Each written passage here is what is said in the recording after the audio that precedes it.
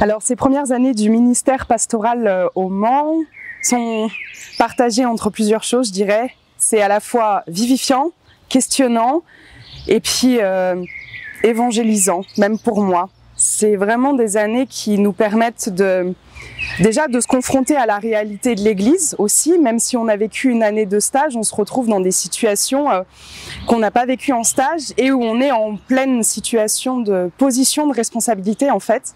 Donc on doit improviser avec entre ce qu'on a appris, ce qu'on nous a enseigné, ce qu'on a pu voir et puis ce qu'on découvre par nous-mêmes, nos propres forces, nos propres limites aussi.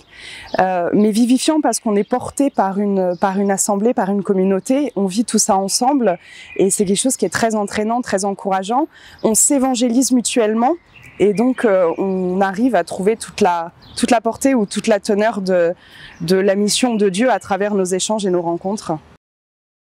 Alors j'ai vécu mes années d'études de théologie à Paris et un master aux États-Unis, donc j'ai été baignée un peu dans cette mixité culturelle des études de théologie. En commençant le ministère pastoral, je me suis dit que j'avais absolument rien retenu de mes études et en fait j'ai réalisé rapidement que dans la réponse aux personnes ou la manière de vivre l'évangile dans la prédication, les études de théologie m'avaient beaucoup porté.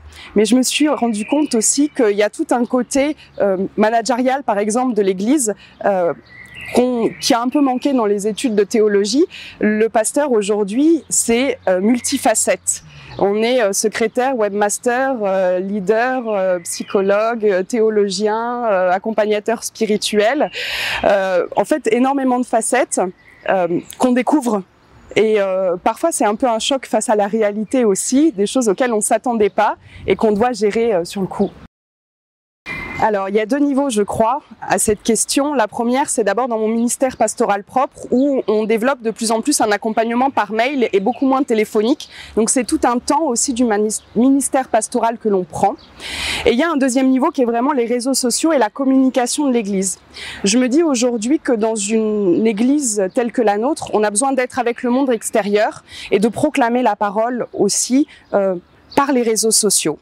De la même manière qu'on le ferait dans la rue ou à l'église ou en dehors, on proclame et après, on ne connaît pas les résultats. Et je crois que dans ces réseaux sociaux aussi, c'est essentiel de s'y mettre pour se faire, mais c'est pas juste pour se faire connaître, c'est pour faire connaître la parole de Dieu de manière plus large et de la même manière qu'on soit pas en recherche de résultats, mais on transmet, on proclame et puis on voit ce que ça donne.